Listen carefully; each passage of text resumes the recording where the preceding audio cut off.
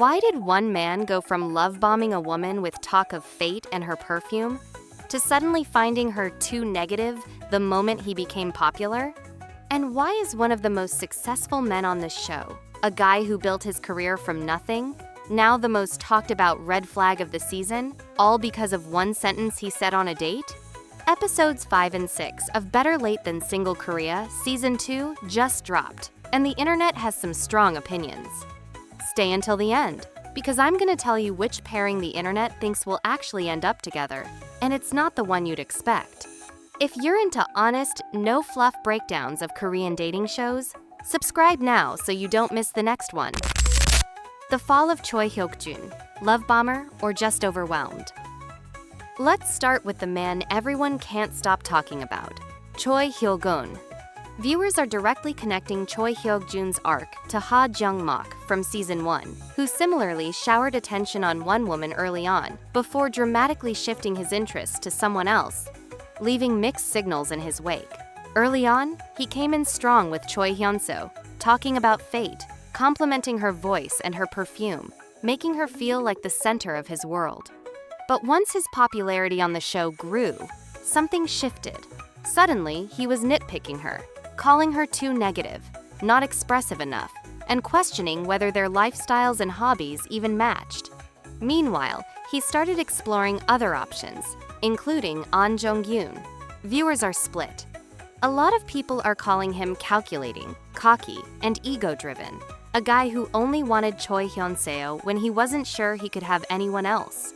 Others are more forgiving, framing it as a realistic reaction from someone genuinely inexperienced with dating, who's only now realizing his values don't line up with hers. As for Choi Hyun-seo, she's getting mixed reactions too. Some sympathize with how she expressed her feelings and tried to clear up the now infamous Tumblr misunderstanding. Others think she played it too cool and strategically early on, coming across as distant or even jealous. Here's the twist though. A large chunk of the audience isn't even rooting for Choi Hyeokjoon and Choi Hyun-seo anymore. They're predicting, and honestly hoping, that he ends up with Sooji instead, since the two seem to share more in common, from hiking to creative interests, plus noticeably better banter. Kim Jaeseo's one sentence that broke the internet. Now let's talk about the moment that generated arguably the biggest reaction across these two episodes, Kim Jaeseo's comment to Jaeseo. During a breakdown where he opened up about the gap between his career success and his personal life, Kim Jaeseo earned a lot of genuine sympathy. People connected with his self-awareness and vulnerability. But then came the line that undid a lot of that goodwill, telling Jaeseo that he was the only one who chose her, and that this was probably her only date. Viewers widely called it rude, condescending, and a massive self-own, especially since it seemed to come from someone with very little awareness of how it would land. Add to that his tendency to overshare, at one point going into detail about an expensive mouse, and his habit of interrupting others, and a picture starts to form of someone who simply misses a lot of social cues. Some viewers have speculated that he may be neurodivergent, something they note isn't uncommon in tech and STEM fields, while others place more blame on his mentor, Kar the Garden, for not preparing him better. A lot of comments compare him directly to Jaeyoon from Season 1, but point out that this season, the cast isn't rallying around him the same way Jaeyoon's cast did. Most viewers hope he takes something away from this experience, but very few expect him to actually couple up by the end. Sooji, confident player or just misunderstood? Sooji might be one of the most polarizing personalities this season, and not for the reasons you'd think. She's widely seen as confident, entertaining, and a genuinely strong conversationalist, the kind of presence that naturally draws people in. But that's exactly the problem for some viewers, who struggle to believe someone that's socially smooth and comfortable with flirting has really been eternally single, pointing to her time in the UK as a possible reason for her ease with people.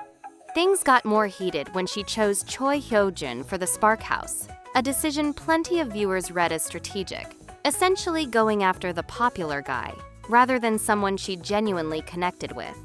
It's drawn direct comparisons to Sian from Singles Inferno.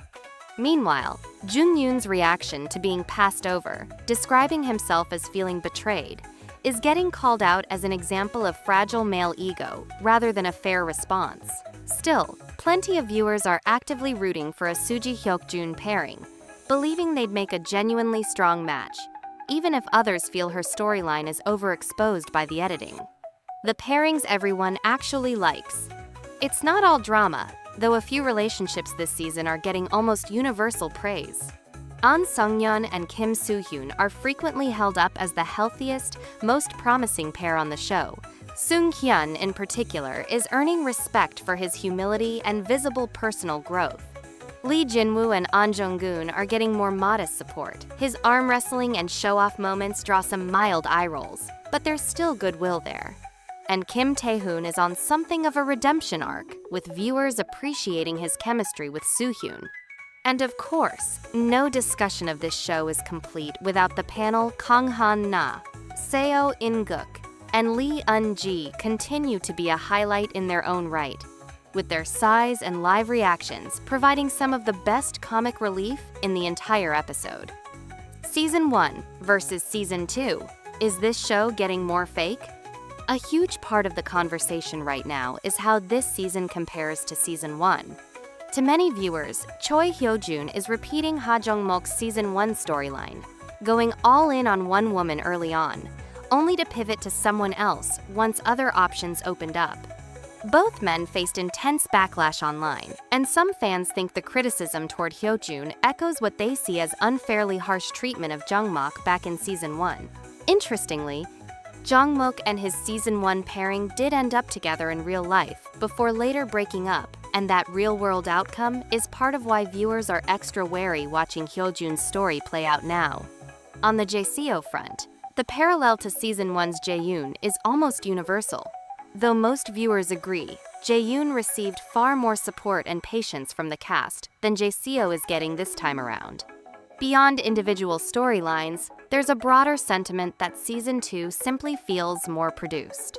Many viewers feel the packed filming schedule doesn't give relationships enough time to develop naturally, while the editing leans heavily into creating drama like the framing around Sooji's villain moments, and lingering skepticism about whether everyone on this Motai solo cast is truly as inexperienced as the show wants us to believe.